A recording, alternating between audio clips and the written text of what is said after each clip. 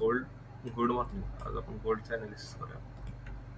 जर आपण daily time फ्रेमवर बघितलं तर मार्केटनं आपण जसं काल ठरवलेलं की मार्केट एक अपसाईड मुवमेंट देऊ शकते, पण सोमवारच्या दिवशी थोडंसं एक पॉज कॅन्डल करून एक मुवमेंट येऊ शकते, पण सोमवारीच मुवमेंट आले आणि जी ऑल टाइम हायला रेजिस्टन्स ॲक्ट केला डेलीची कॅन्डल जिथं क्लोज झालेली त्याच्यावर कॅन्डलने क्लोजिंग दिले. आता इम्पॉर्टंट हे आहे की मार्केट रिट्रेसमेंटला येऊन नंतर वर जाते की इथूनच कन्सोलिडेशन करून वर जाते किंवा लोवरला म्हणून इथून एक फॉल येतोय. जर आपण बघितलं तर मार्केट एक्झॅक्टली ह्याच पॉईंट पासून एक डोजी टाईप कॅन्डल म्हणून एक थोडं फॉल करू शकते मार्केट.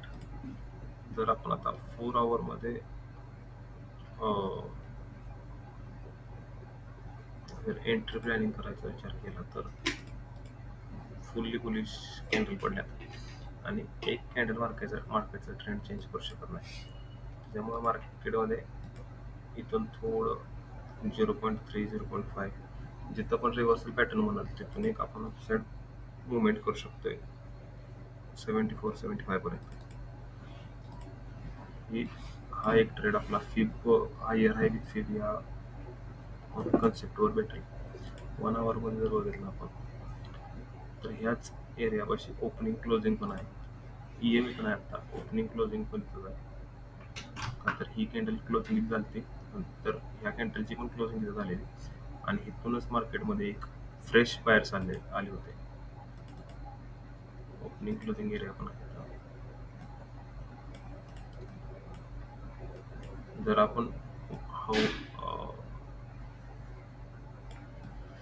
1 आवरच्या टाइम फ्रेम नुसार जर फिप लावली तर 0.6चा एरिया येतोय इथून, जिथं आपले आता अनवॉन्टेड पण म्हणू शकताय आणि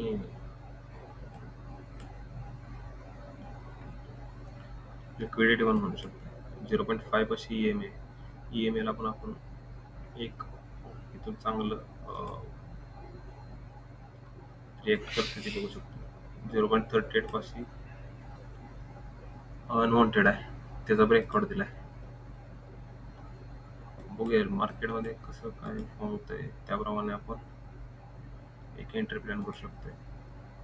एक तर आपली प्लॅन झाले की हा एरिया का तर 4 आवर्स आपण 0.38%चा एरिया आहे,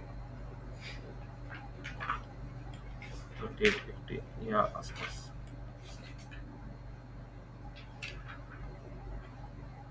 तर गोल्डने एक bullish movement, one side bullish movement दिल्या.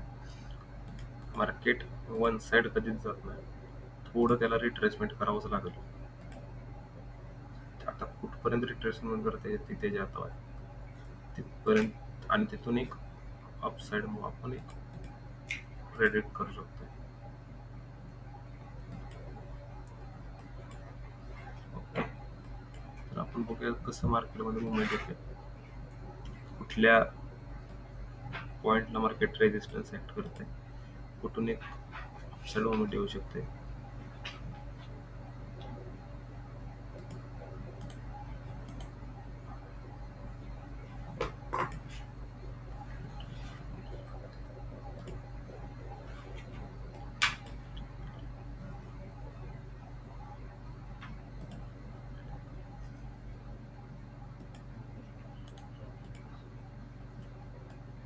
एक अपसाइड मुवमेंट येऊ शकते, पण कुठून येऊ शकते ते आपण बघूया.